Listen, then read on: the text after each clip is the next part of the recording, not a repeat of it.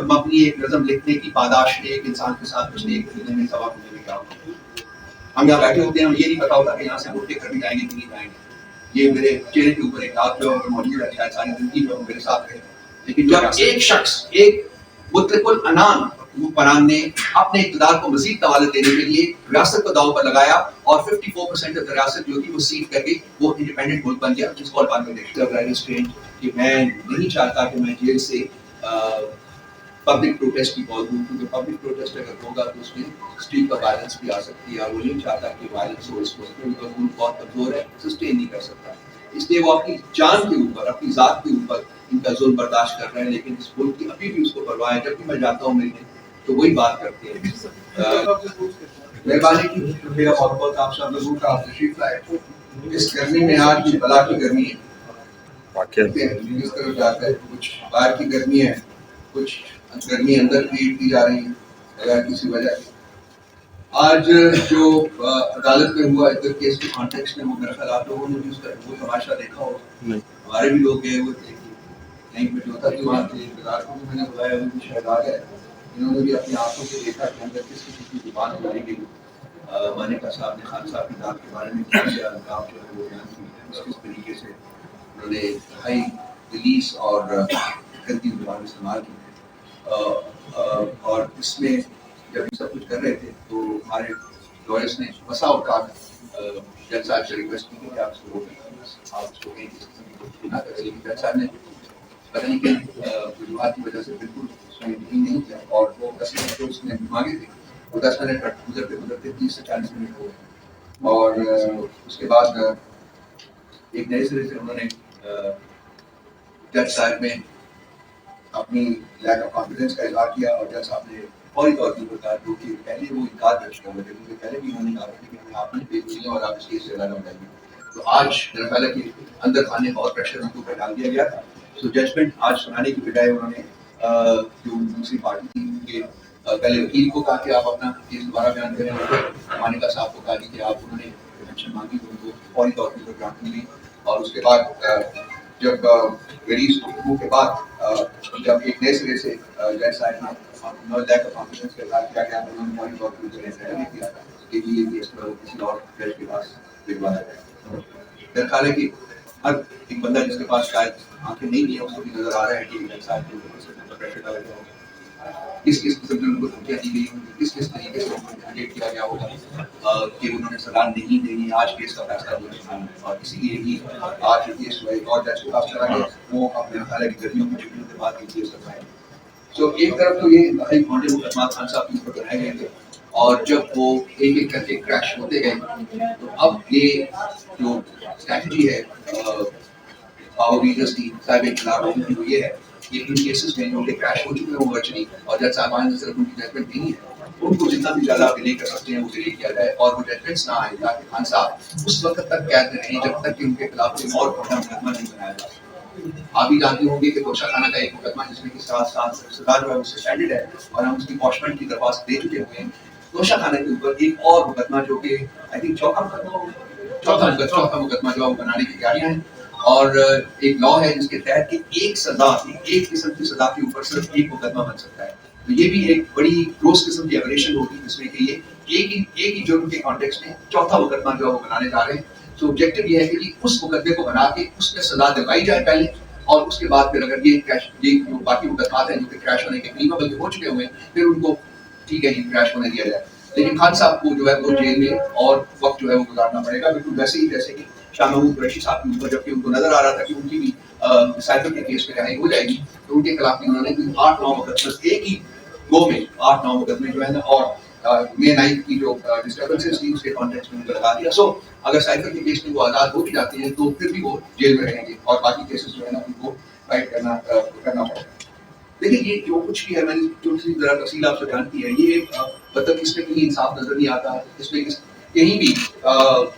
کوئی ایسی چیز نہیں نظر آتی جس سے کہ انسان کا خاندان سیاست کی اسٹرکچر بنے کہ ریاست جو ہے چلے اب تھوڑی سی امپروو کر رہی ہے اور آگے بڑھنے کی کا راستہ جو ہے اس کو مل رہا ہے. جو دن گزرتے ہیں اور ہر گزرتے دن کے ساتھ ایسا لگتا ہے کہ ریاست اور ریگریس کر رہی ہے, ریاست کے جو انسٹیٹیوشن ہیں ان کے اوپر اسٹیبلشمنٹ کی جو پریشر ہے وہ اور بڑھتا جا رہا ہے, اور آج کا کیس ایک ٹپیکل ایگزامپل ہے اس چیز کی کہ جو ریاست ہے اور ریاست کے کرندے اور جو جن کے پاس طاقت ہے، جو پاور لیڈرز ہیں، ان کی حد تک بسا کوشش یہ ہے اور یہ اس کو ڈیفینیٹلی انشور کریں گے کہ خان صاحب کو جیل سے باہر نہیں آنا چاہیے، اور وہ اسی صورت میں ممکن ہے جبکہ ان کی کیسز کا فیصلہ جو ہے وہ نہ ہونے دیں۔ تو آج کا جو سین ہے وہ اس حالت میں بھی اپنے گروسم اور سکننگ قسم کے کنٹروورس کے ساتھ ریلیکٹ ہوگا، شاید اتنی دفعہ الیکٹ کرنا پڑے۔ تو آج ہم لوگ انصاف کا قتل ہوتے ہوئے دیکھ رہے ہیں، ہم لوگ ریاست کو کمزور ہوتے ہوئے دیکھ رہے ہیں۔ ہم یہ تمام تماشا پچھلے 2 سال سے دیکھ رہے ہیں، اس سے پہلے بھی 76 سال کے عرصے میں جو اسٹیبلشمنٹ کا رول رہا ہوا ہے۔ میں تو بار بار کہتا ہوں کہ اگر اس ملک میں کوئی مسئلہ ہے جس کی وجہ سے ملک ترقی نہیں کر سکا تو وہ اسٹیبلشمنٹ کی ڈائریکٹ انٹرونشن ہے یا انڈائریکٹ انٹرونشن ہے، اپنے اسٹوڈیوز کے taking the prime minister out and taking back in power. یہ ختم اس کی طرف، اس کے لیے ہماری جو جدوجہد ہے وہ جاری رہے گی، اور آج بھی ہم نے اسی اسٹیبلشمنٹ کا ایک انتہائی گھنونا رخ جو ہے وہ ادھر کیس کے کانٹیکس میں کمرہ عدالت سے دیکھا ہے۔ جب تک یہ ہوتا رہے گا نہ انصاف ملے گا، نہ آزادی ملے گی، نہ آئین بحال ہوگا، نہ قانون بحال ہوگا، اور نہ ہی جمہوریت بحال ہوگی۔ تو ہماری جدوجہد جو ہے وہ اس کے خلاف ہے اور یہ ہم جاری رکھیں گے۔ احمد فرحات کا کیس بھی آپ کے سامنے ہے، اتنے سارے دن اس کو حبس بیجا میں رکھ کر پہلے اس کو میرا خیال باغ میں کہیں اس کی اپیئرنس کروائی گئی کسی پولیس اسٹیشن کے اوپر، اور وہاں سے کہا گیا کہ مظفر آباد میں اس کے خلاف ایک کیس اور درج ہے، وہاں بھیجا گیا، تو وہاں سے وہ کیس کے سلسلے میں مجھے آخری اطلاع ملی تھی کہ اس کو وہاں سے چھوڑ دیا گیا۔ تو ایک نظم حقائق پر مبنی ایک نظم لکھنے کی پاداش نے ایک انسان کے ساتھ پچھلے ایک مہینے میں سوا مہینے میں کیا ہوگا۔ ہم یہاں بیٹھے ہوتے ہیں، ہمیں یہ نہیں پتا ہوتا کہ یہاں سے ہم اٹھ کے کر بھی جائیں گے کہ نہیں جائیں گے۔ یہ میرے چہرے کے اوپر ایک داغ جو موجود ہے، شاید ساری زندگی جو میرے ساتھ ہے، لیکن جو ریاست کے اوپر گھنونے دھبے جو لگائے جا رہے ہیں ایوری ڈے، ہر دن کے ساتھ، وہ کبھی نہیں بنیں گے۔ اور یہی لوگ جو کہ آج ظلم و بربریت کا جنہوں نے بازار گرم کیا ہے، کل ریاست اسی کے کھنچے کنجے میں آئے گی اور چنائی ہوگی۔ چنائی کے بغیر ریاست آگے نہیں بڑھ سکتی۔ تو جو لوگ رسپانسبل ہیں ان کو اکاؤنٹیبل بھی ہونا پڑے گا۔ جھوٹی کہانیوں کے اوپر مقدمے بنائے جاتے ہیں اور پھر ریاست کی تمام تر جبر اور فسطائیت کو بروئے لا کر ان مقدمات کو دوالت بخشی جاتی ہے تاکہ جو مجرمین ہیں، جو ان کے حساب سے مجرمین ہیں لیکن ایکچولی وہ مجرمین نہیں ہیں، وہ آزاد نہ ہو سکے۔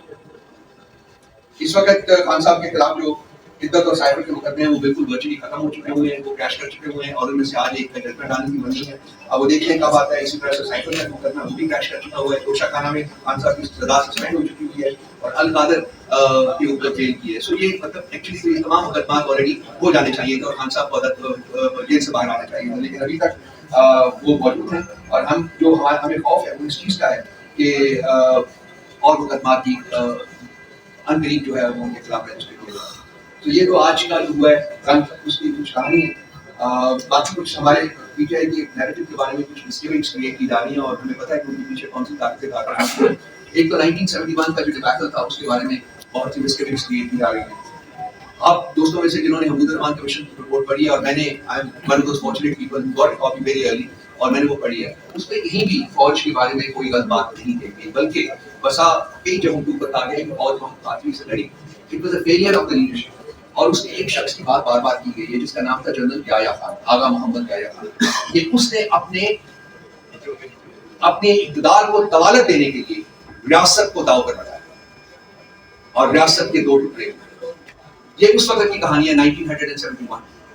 جب ایک شخص، ایک مطلق العنان حکمران نے اپنے اقتدار کو مزید طوالت دینے کے لیے ریاست کو داؤ پر لگایا اور 54% آف ریاست جو تھی وہ سیٹ کر کے وہ انڈیپینڈنٹ ملک بن گیا جس کو بنگلہ دیش۔ تو پیرلل جو ہم ڈرا کر رہے ہیں وہ اس وقت میں اور آج کے وقت میں کر رہے ہیں کہ آج بھی ایک شخص واحد اپنی ڈکٹیٹرشپ کو، اپنے اقتدار کو طوالت دینے کے لیے پچھلے 2 سال سے اس نے بھی ریاست کو داؤ پر لگایا ہوا ہے۔ ہم اس زون میں ہیں کہ مشرقی پاکستان 1000 میل دور تھا اور شاید وہاں لڑنا ہمارے لیے اتنا آسان نہیں تھا جتنا کہ یہاں ہوگا۔ ہم اس زون میں ہیں کہ ہم یہاں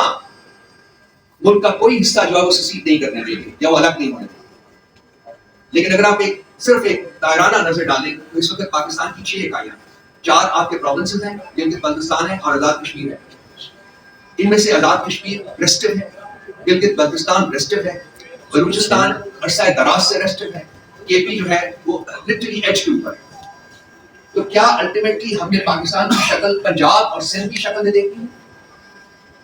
اور جو شخص اپنے اقتدار کو طوالت دینے کے لیے اور اپنی ڈکٹیٹرشپ کو فردر پرپیچویٹ کرنے کے لیے جس نے ریاست کا فیوچر اس کے اوپر لگایا ہوا ہے، کیا ہم اس کو وہ یہ کام کرنے دیں گے جو وہ کام کر رہا ہے اس وقت؟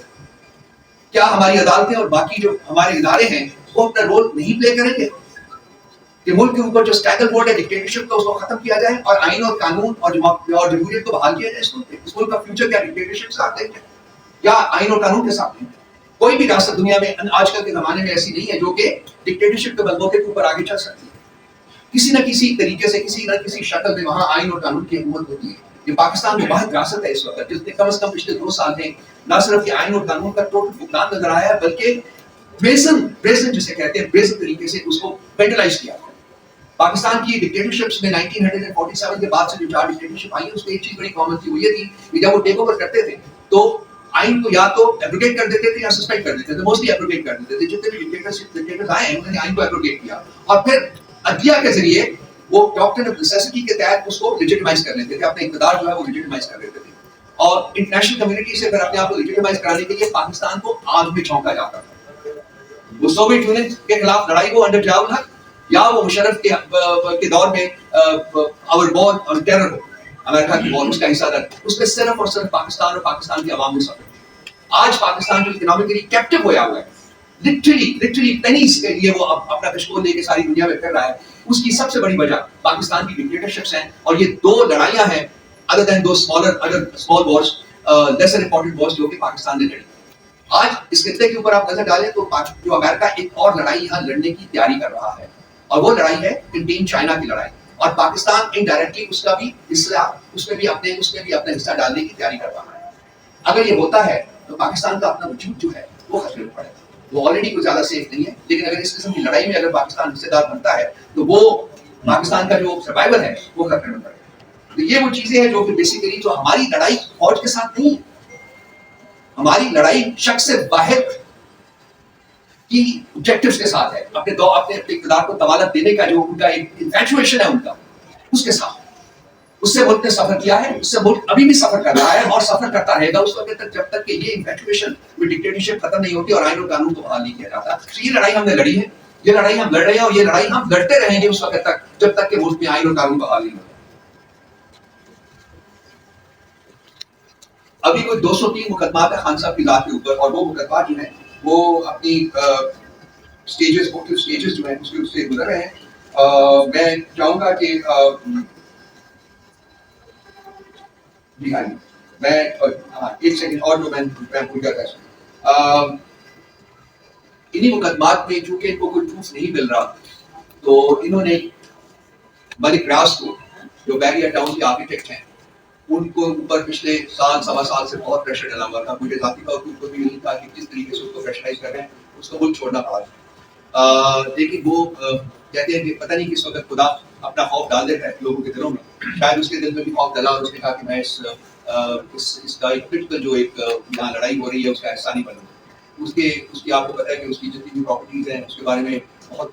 سے ایکشن لیے گئے ہیں۔ کل رات کو بیریا ٹاؤن راولپنڈی میں ایک اسالٹ بھی کیا گیا، پش کیا گیا اور وہاں سیل کر دیا گیا اس گھر کو، اور ریکارڈ جو تھا وہاں کا سارا وہ قبضے میں لے لیا گیا۔ لیکن اس کے بعد پھر ایک ملک ریاض کی ایک اسٹیٹمنٹ آئی ہے کہ میں کسی صورت میں اس لڑائی کا حصہ نہیں بنوں گا، میں اپنا بزنس جو ہے وہ جاری رکھوں گا۔ اور میری اطلاع کے مطابق 3 دن پہلے